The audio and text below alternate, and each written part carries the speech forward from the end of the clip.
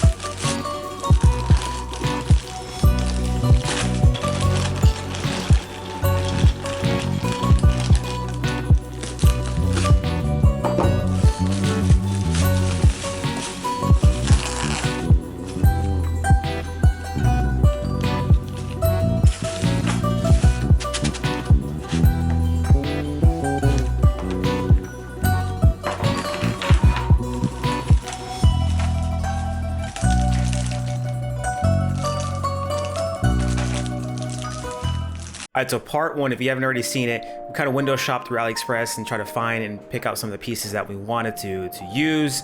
And if you haven't already seen it, I'll put a link up here so you guys can check it out, because this is kind of a spoilers in a way. So definitely check that video out first before you watch this one. All right, so as you guys know, I got the Gatoron yellow switches. They are linear switches, and Gatoron claims that they're the lightest switches that they offer at 35 gram force actuation force and a 1.1 millimeter actuation point. And then, like I said, Gatoron claims that they are the fastest optical switches available that they have at the time. I didn't get them because of that. I got them because they were really cheap on AliExpress. I think they were like 15 bucks for 60 switches, which is a really good deal. So yeah, I like them. They're very nice for gaming. I wouldn't have picked anything else. And here we have the purple 60% brushed aluminum plate that came with the case itself. Total is around $36.50.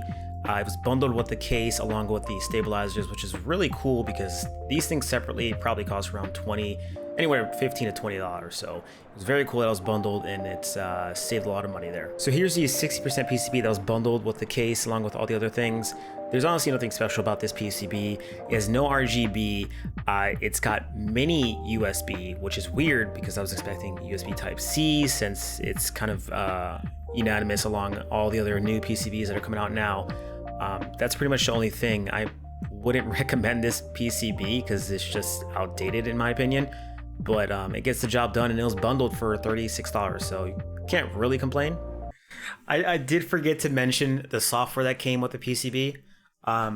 We'll get to that in a second. All right, so this is the green keycap set that I use. These are PBT universal backlit keycaps, and they come in 104 pieces or a set. As you can see in the store, it's actually sold out now. The only color they have left is yellow or gold, I think that is. But in any case, these were really good. I think these are pretty solid in my opinion, and they're 20 bucks. So you can't really go wrong with them. I don't have anything to complain about them at this time, I feel like, so. And this is the 60% case right here. It is ABS plastic, so it's nothing special. It's, you know, it feels cheap. It's really light, so it gets the job done.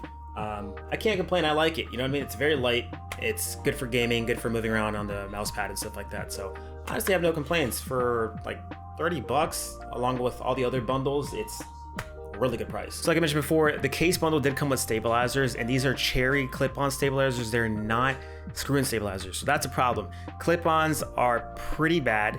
They tend to wobble a lot, and they don't stay put. So expect to kind of tweak a little bit as you go, and it's just bad. Just get screw-in stabilizers, man.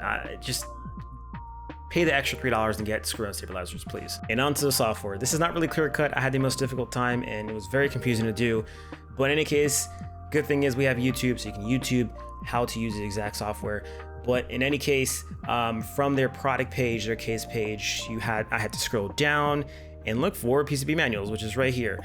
And on that spot, there's a link to their Google Drive, and it's very sketchy. I would not tell anyone to do this if it was anything else, but because this is kind of legit, click on the link, and it's going to bring you to the manual page.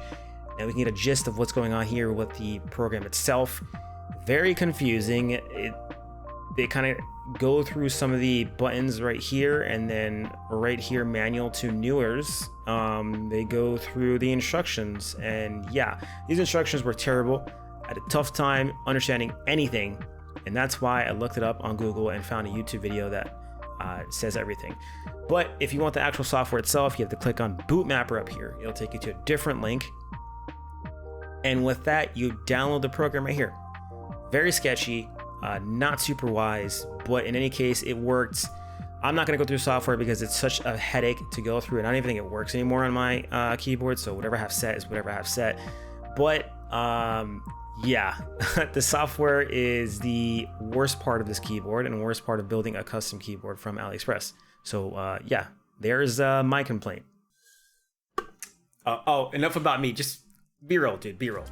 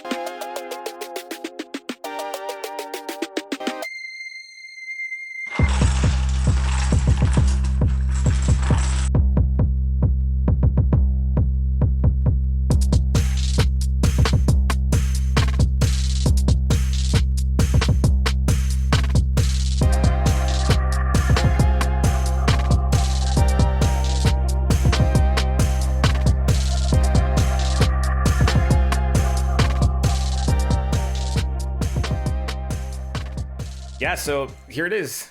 This is the AliExpress custom keyboard build, and it turned out very nice. The contrast and the colors look amazing. The purple plate on the background with the green keycaps and the white case itself, it all blends in very well, and each color complements one another. So it's super, super nice. That being said, was this $50? Unfortunately, no. It was a little over budget. Maintaining that $50 budget was extremely difficult on AliExpress, at least. Some things are just priced normally across the board, and you can't get them any cheaper unless you get them secondhand somehow through eBay or some other website. So the total price came out to actually about $73 with tax and shipping included and stuff like that. So not terrible. About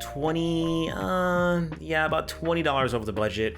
So, you know, it could have been worse. I think a keyboard like this, honestly, if you were to get it from an actual company or website, probably costs around closer to $100. Nope, not true. This doesn't even have RGB glow on it or USB-C. Just going over Amazon and clicking or typing in 60% keyboards and searching, you can find some keyboards that are actually under $50 and a little bit over $50. So I would probably say, unless you want to dabble in some sort of experiment or, you know, further your hobby, yeah, just get a keyboard from Amazon.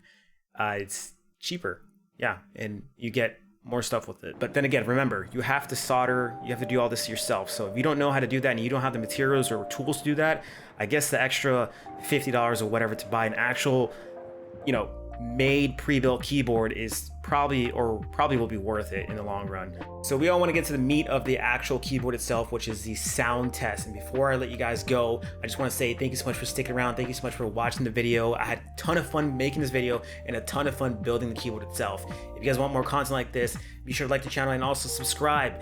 Grow with us, be part of the journey. Let's do this. But without further ado, let's get right into the sound test.